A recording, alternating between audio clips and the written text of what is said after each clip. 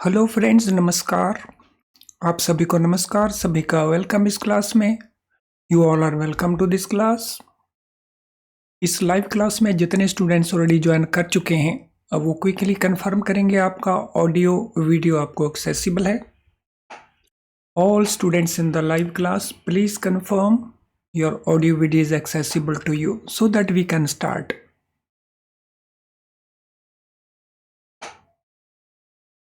Yes, I am waiting for you. तो चलिए शुरू करते हैं आज का ये डिस्कशन। इस एग्जाम टाइम रिवीजन क्लास में हमारा फोकस आज CIB के ABM पेपर को लेकर के जो मल्टीपल चॉइस क्वेश्चंस बनते हैं, ये वो क्वेश्चंस हैं जिनके पूछे जाने की पूरी संभावना बनती है, क्योंकि या तो इन क्वेश्चंस को प्रीवियस ईयर्स में पूछा जा चुका है, या ये वो क्वेश्चंस हैं जो नए क्वेश्चन हैं लेकिन इनके पूछे जाने की पूरी पॉसिबिलिटी है। तो चलिए शुरू करते हैं आज की हम डिस्कशन को। तो ये रहा पहला क्वेश्चन हमारी स्क्रीन के ऊपर। The simplex method in the linear programming is an iterative process which approaches an optimum solution in such a way that an objective function of maximization or minimization is fully reached. Which of the following statement is correct in this connection? Linear programming के अंदर जो simplex method है, ये एक iterative process है जो किसी भी ऑप्टिमम सॉल्यूशन को अप्रोच करता है, उसकी तरफ जाता है इस तरह से कि जो उसका ऑब्जेक्टिव फंक्शन है, जो ऑब्जेक्टिव फंक्शन में हमने मैक्सिमाइजेशन का इशू लेना है या मिनिमाइजेशन का इशू लेना है, वो पूरी तरह से हम रीच कर जाते हैं, अचीव कर जाते हैं। हमने बताना है इनमें से कौन सी स्टेटमेंट इस बारे में करेक्ट स्टेटमेंट है। तो ये हमारी स्टेटमेंट्स हैं। तो देयर आर 4 स्टेटमेंट्स। सो देखिए which statement is correct. Question number 1 के लिए read all statements and try to answer the question.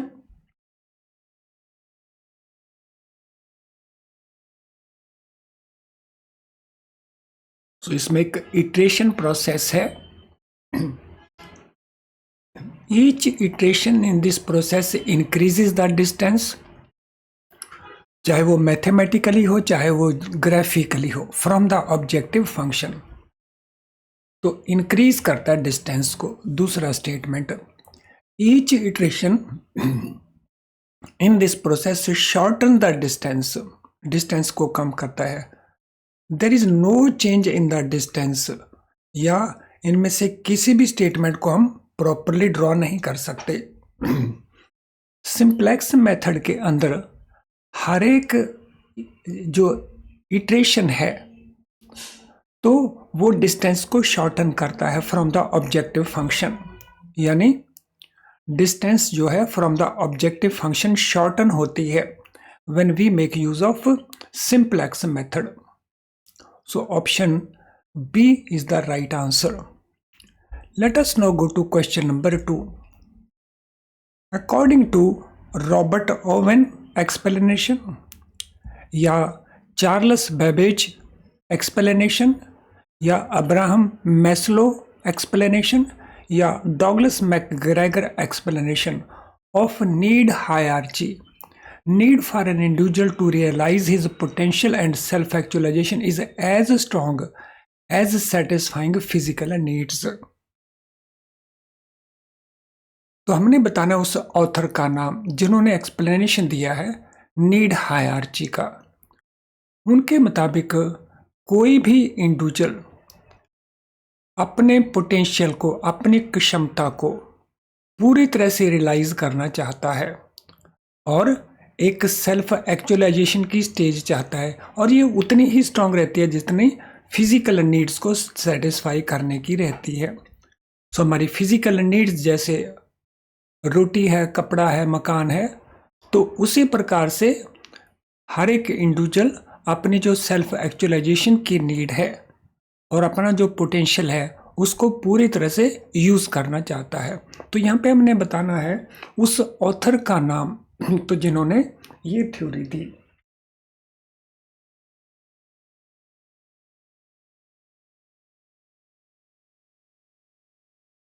फिर वर्ड जैसे ही हायरार्ची होता है नीड्स के साथ, तो इमीडिएटली हमारा ध्यान चला जाता है अब्राहम मैस्लो के ऊपर।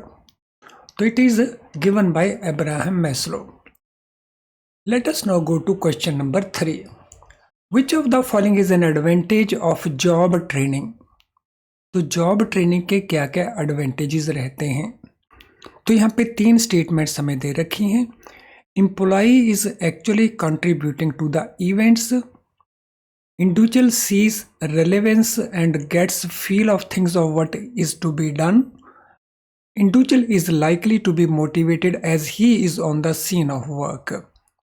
तो जब हम बात करते हैं ऑन दी जॉब ट्रेनिंग के लिए, तो जैसे अप्रेंटिसशिप भी होता है, तो उसका एडवांटेज क्या है? तो ये हमें दिए हुए हैं 3 स्टेटमेंट्स।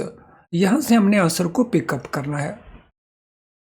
तो कौन सा आंसर आपको लगता है कि इनमें से करेक्ट होगा? सो ये 3 स्टेटमेंट्स को केयरफुली रीड करें और फिर देखिए कौन सा आंसर करेक्ट बनता है।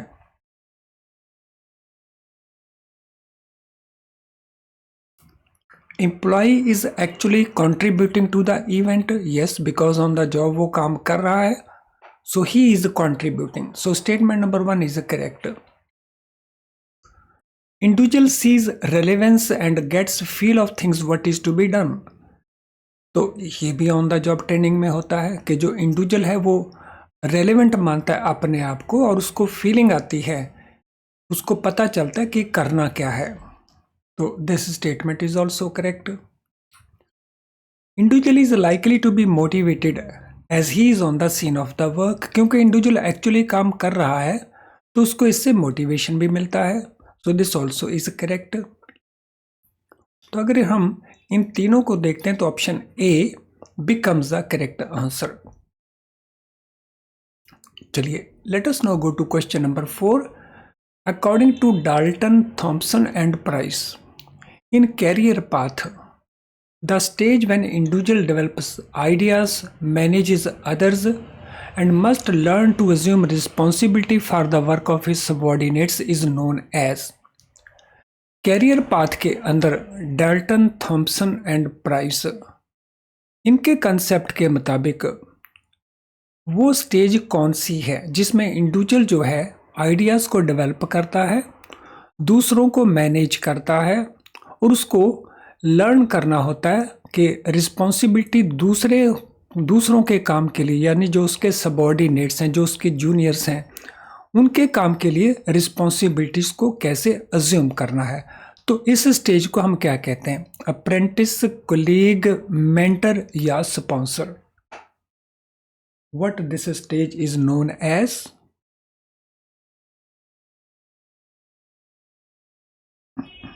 इस स्टेज को क्या कहा जाएगा? What we will call this? तो ये रहता है mentor stage. So mentor means अब वो अच्छी तरह से हर चीज सीख गया है।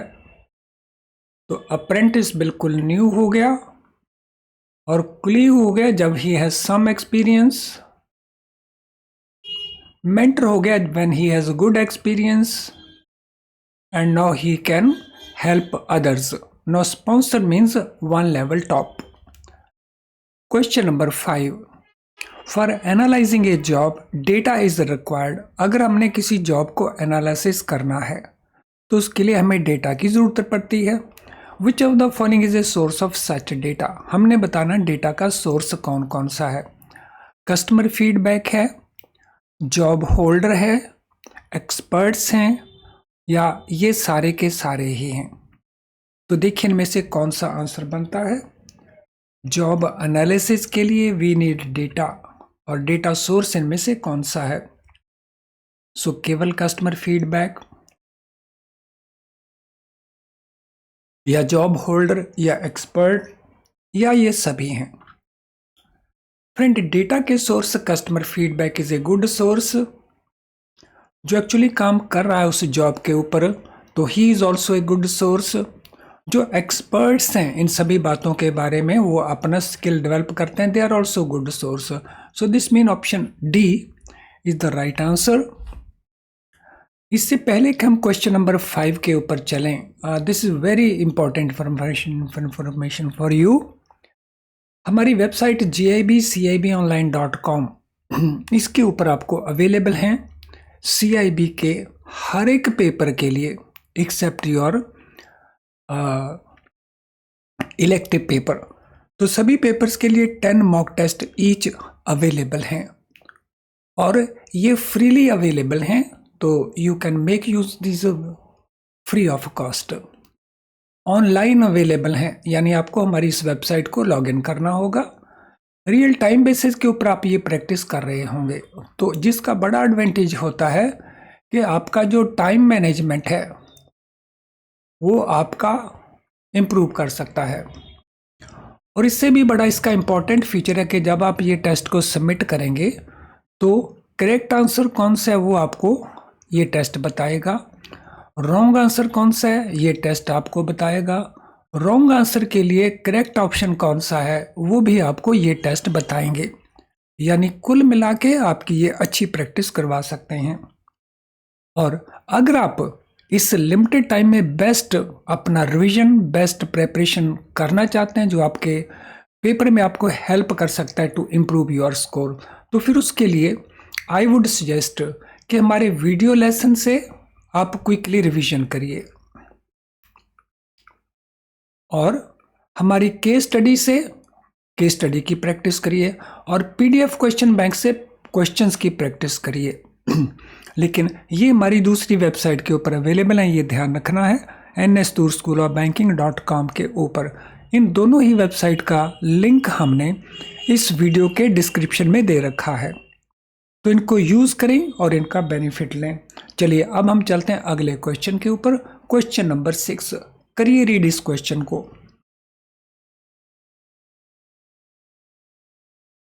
इन banking industry credit policies are decided based on statistical analysis of profitability, demand deposits, time deposits, credit ratio, number of customers, and many other ratios.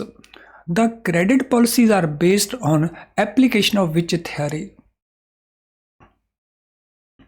So जो credit policies हैं वो किस थ्योरी की एप्लीकेशन को यूज करके बनाई जाती हैं? तो इन पॉलिसीज में चाउस हैं, प्रॉफिटेबिलिटी है, गेम है और यूटिलिटी है। Credit policies are based on application of which theory?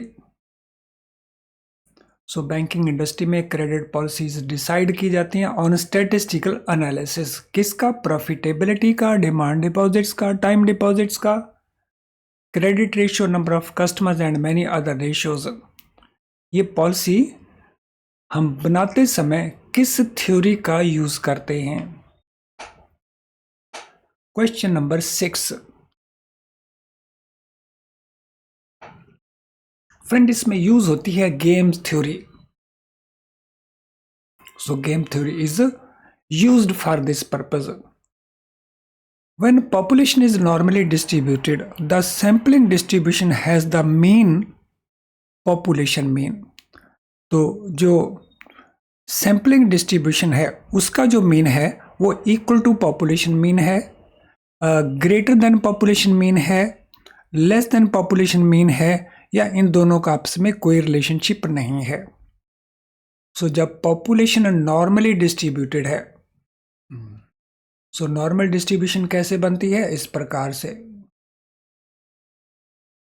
तो जब इसमें सिमेट्री हमें नजर आए कर्व के अंदर, तो इधर भी उतना ही हमारा स्लोप हो और इधर भी उसी प्रकार से स्लोप हो, तो ये नॉर्मल डिस्ट्रीब्यूशन को रिप्रेजेंट करता है।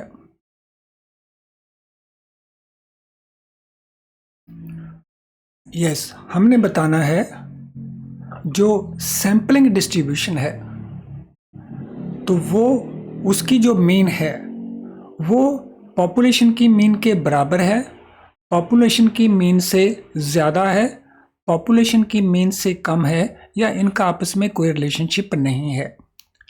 फ्रेंड एक बेसिक फंडा याद रखना है, अगर पॉपुलेशन नॉर्मली डिस्ट्रीब्यूटेड है तो उस केस में जो सैम्पलिंग डिस्ट्रीब्यूशन का मीन होगा तो वो मीन पॉपुलेशन मीन के तकरीबन बराबर होगा।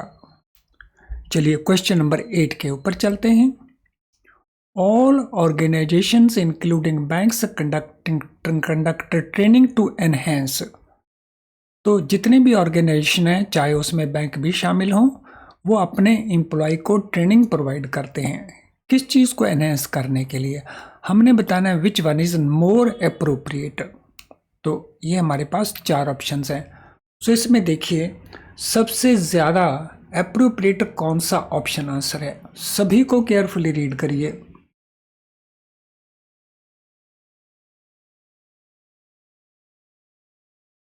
और बताएंगे हम कौन सा मोर और मोस्ट अप्रोप्रिएट है किस चीज को इंक्रीज करने के लिए। नॉलेज एंड परफॉर्मेंस उनके एम्प्लॉय का, knowledge skill and performance, attitude skill and performance, knowledge attitude and skill of their staff. ये ट्रेनिंग किस पर्पस के लिए दिया जाता है। सो ट्रेनिंग का पर्पस रहता है कि स्टाफ का जो नॉलेज पार्ट है उसको इंक्रीज करना, जो स्किल पार्ट है उसको इंक्रीज करना, और सबसे बड़ी बात है उनका जो एटीट्यूड है उनको पॉजिटिवली डेवलप करने में हेल्प करना। तो नॉलेज हो गया, स्किल हो गया और एटीट्यूड हो गया। तो ऑप्शन बन गया हमारा डी। चलें चलते हैं क्वेश्चन नंबर 9 के ऊपर। So, what is essentially directed towards structuring employee aspirations for upward movement through organization and moderating these aspirations if they are found unrealistic? तो इनमें से बताना है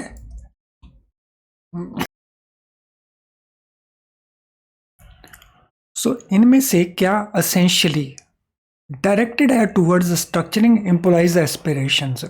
एम्प्लॉय की जो एस्पिरेशंस हैं उनको स्ट्रक्चर करने की तरफ वो काम करता है, और वो भी upward movement in the career through the organization and moderating these aspirations if they are found unrealistic.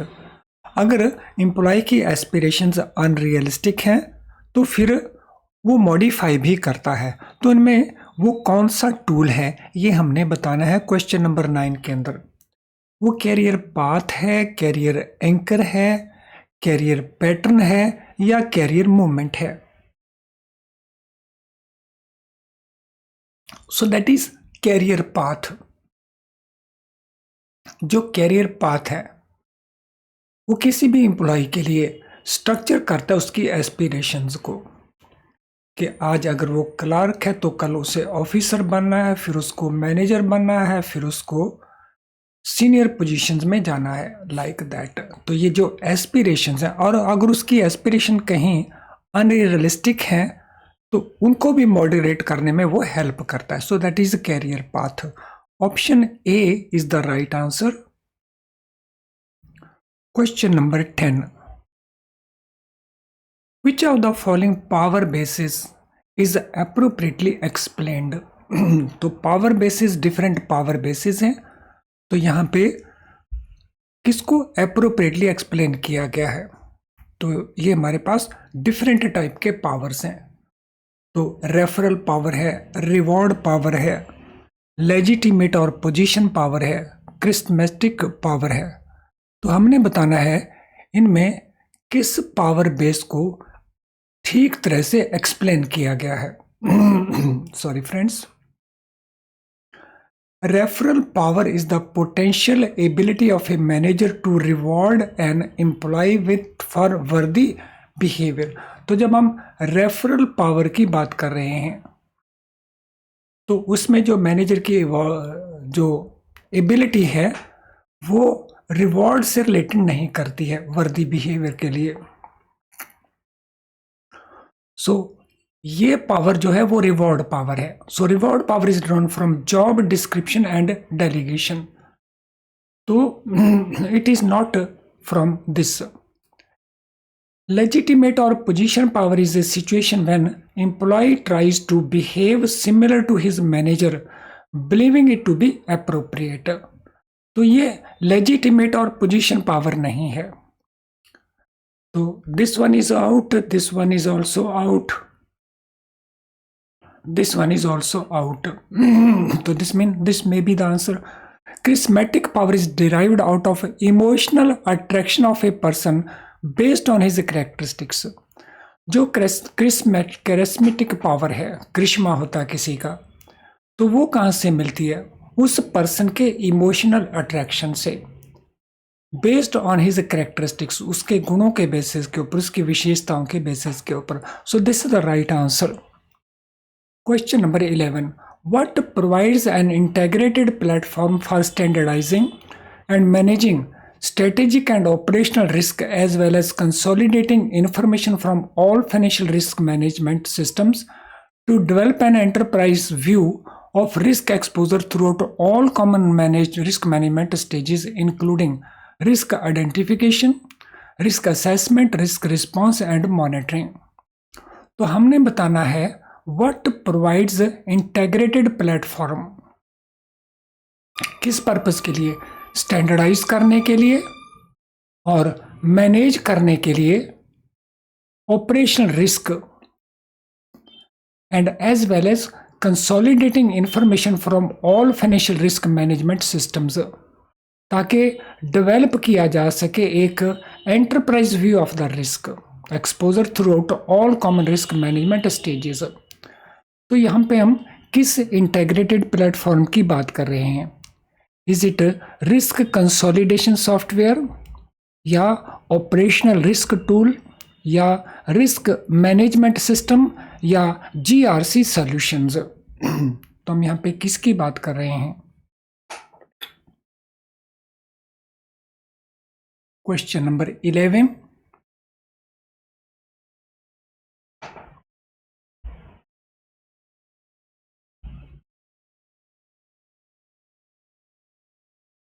Integrated platform. So we are talking about which platform? So here we are talking about GRC solutions. हम यहाँ पे GRC solutions की बात कर रहे हैं. तो यहाँ पे GRC means governance, risk and compliance. तो वो solution जो governance को, risk को और compliance को relate करते हैं. Question number 12. Power is a measure of potential of a person to get others to do what he or she wants to do, as well as avoid being forced to do what he or she does not want to do. This definition of power is given by whom? तो power क्या है? Power एक tool है जिसमें possibility है कि एक person दूसरों से वो काम करवा सकता है वो करवाना चाहता है, या वो काम करने से मना कर सकता है जो दूसरों को नहीं करना है. तो ये जो पावर का डेफिनेशन दिया गया है, ये डेफिनेशन किसने दिया है? ये लेफ्ट कोट एंड लेवेंसन का है, ये शीन का है, ये हेर्से ब्लैंचर्ड का है, या ये कॉटर का है? तो पावर का ये डेफिनेशन किसका है? Who has given this definition of power? Question number 12.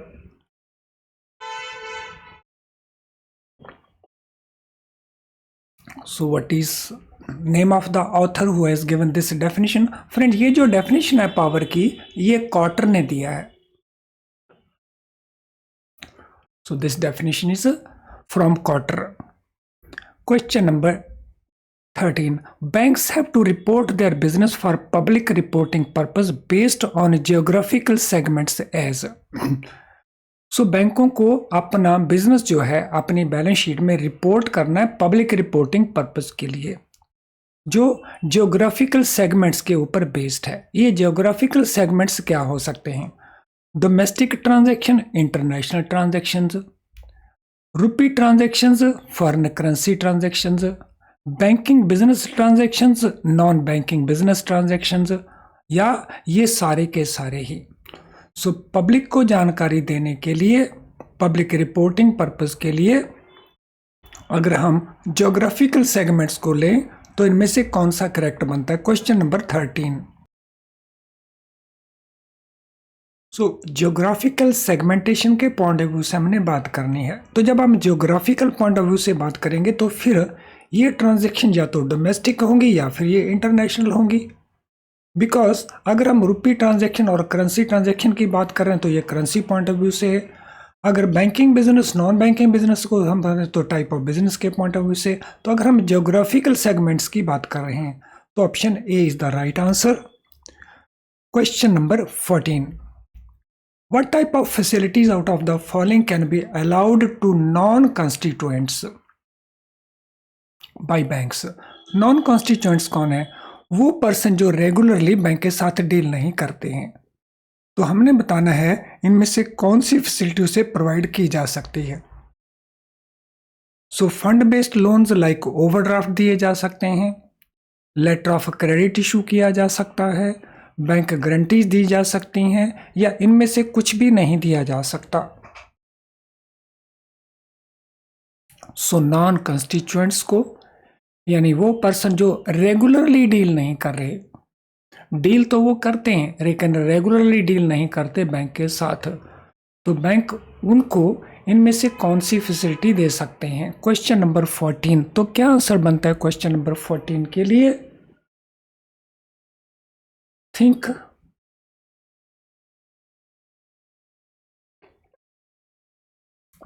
Friends, bank इनमें से कोई भी फैसिलिटी प्रोवाइड नहीं कर सकते हैं, बिकॉज आरबीआई का डायरेक्शन है कि अगर हमें क्रेडिट फैसिलिटीज प्रोवाइड करनी है तो हम कॉन्स्टिट्यूएंट्स को ही प्रोवाइड करेंगे। तो कॉन्स्टिट्यूएंट्स वो पर्सन जो हमारे साथ रेगुलरली डील करेंगे। Question number 15, while identifying and implementing rehabilitation package in case of MSC units, banks are required to do holding operation for a period of. This will allow these units to draw funds from cash credit at least to the extent of their deposit of sale proceeds during period of such holding operation. तो हमने जो holding operation है वो कितने period के लिए करना है? अगर कोई एमएससी यूनिट है और हमने रिहेबिलिटेशन पैकेज देना है उसको या इम्प्लीमेंट करना है, तो एक होल्डिंग ऑपरेशन हम सिस्टम अडॉप्ट करते हैं। होल्डिंग ऑपरेशन में क्या है कि उसके कैश क्रेडिट अकाउंट में जितना उसको ने डिपॉजिट करवा रहा है वो उस पीरियड के दौरान, तो हम उस डिपॉजिटेड अमाउंट को नहीं रोकेंगे, तो उस डिपॉजिटेड अमाउंट को हम उससे विड्रॉ करने की परमिशन देते जाएंगे। तो this will allow these units to draw funds from cash credit account at least to the extent of their deposit of sale proceeds during period of holding operation. हमने बताना है होल्डिंग ऑपरेशन का ये period कितना है। It is 2 months, it is 3 months, it is 6 months और it is 12 months। सो ध्यान रहे यहाँ पे हम आरबीआई के डायरेक्शंस की बात कर रहे हैं। तो आरबीआई के डायरेक्शंस हैं रिहेबिलिटेशन पैकेज देने के ऊपर टू एमएससीज, तो उसके मुताबिक ये पीरियड कितना होगा, होल्डिंग ऑपरेशन पीरियड।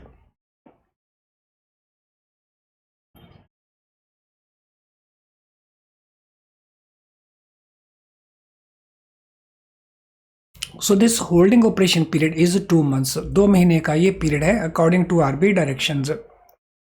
तो ऑप्शन ए हमारा करेक्ट आंसर बन गया। Question number 16, according to RBI, who holds the primary responsibility for approving business strategy and ensuring prudent risk management? RBI की गाइडलाइंस के मुताबिक प्राइमरी रिस्पॉन्सिबिलिटी किसकी है? बिजनेस स्ट्रेटेजी को अप्रूव करने की और ये सुनिश्चित करने के लिए कि जो रिस्क मैनेजमेंट है वो हमारा प्रूडेंटली हैपन हो रहा है। ये बोर्ड की रिस्पॉन्सिबिलिटी है, ये सीनियर मैनेजमेंट की रिस्पॉन्सिबिलिटी है, ये दोनों की रिस्पॉन्सिबिलिटी है, या शेयर होल्डर की रिस्पॉन्सिबिलिटी है? सो यहाँ पे 1 and 2 means A and B.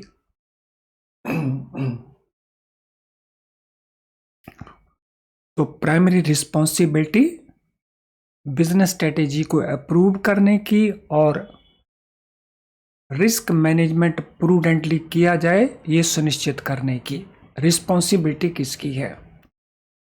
Friends, ये रिस्पॉन्सिबिलिटी बोर्ड की है, ये रिस्पॉन्सिबिलिटी सीनियर मैनेजमेंट की है। सो दिस मीन ये रिस्पॉन्सिबिलिटी दोनों की है।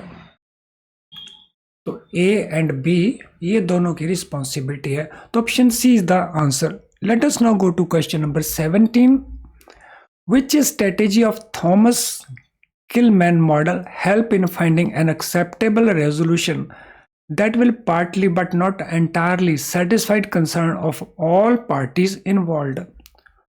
थॉमस किलमैन का मॉडल जो है उसमें कुछ स्ट्रेटेजीज हैं, तो उनमें कौन सी वो स्ट्रेटेजी जो हेल्प करती है कि एक्सेप्टेबल रेजोल्यूशन हो जाए, जो पार्टली, पूरी तरह से नहीं, पार्टली सेटिस्फाई करेगा सभी पार्टीज के जो कंसर्न्स हैं, उनकी जो चिंताएं हैं, तो उनको वो रिजॉल्व करेगा। हमने थॉमस किलमैन मॉडल का वो स्ट्रेटेजी कौन सा है ये बताना है। सो अवॉइड कर लीजिए, अकोमोडेट कर लीजिए एक दूसरे को, कॉम्प्रोमाइज कर लीजिए या कोलैबोरेट कर लीजिए।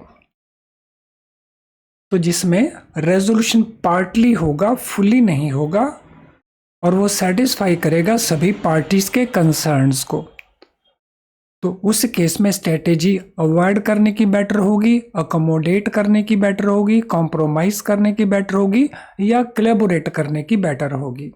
तो हमने बताना है वो स्ट्रेटेजी। Question number 17। तो वो स्ट्रेटेजी होगी कॉम्प्रोमाइज करने की। तो कहीं ना कहीं एक दूसरी पार्टी को कॉम्प्रोमाइज करना पड़ेगा, सो तभी वो सेटिस्फाई होंगे। और ये भी ध्यान रखना है वो एंटायरली सेटिस्फाइड तो नहीं होंगे, लेकिन वो पार्टली सेटिस्फाइड हो जाएंगे और रेजोल्यूशन हो जाएगा। Question number 18। Chief compliance officer may be a member of or invitee to which of the following committee. जो चीफ कंप्लायंस ऑफिसर है किसी भी बैंक के अंदर, वो कुछ कमेटी में मेंबर या इनवाइटी हो सकता है। तो यहाँ पे हमारे सामने 5 तरह की कमेटीज दे रखी हैं। हमने बताना है इनमें से किन किन कमेटी में वो ऐसा कर सकता है, वो मेंबर बन सकता है या इनवाइटी बन सकता है, इनमें से किस किस कमेटी में।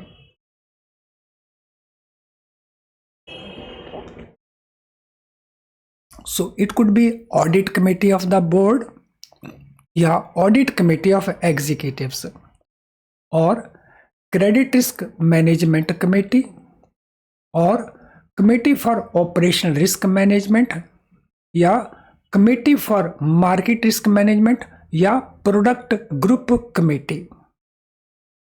तो इनमें वो किस किस कमेटी में आ सकता है।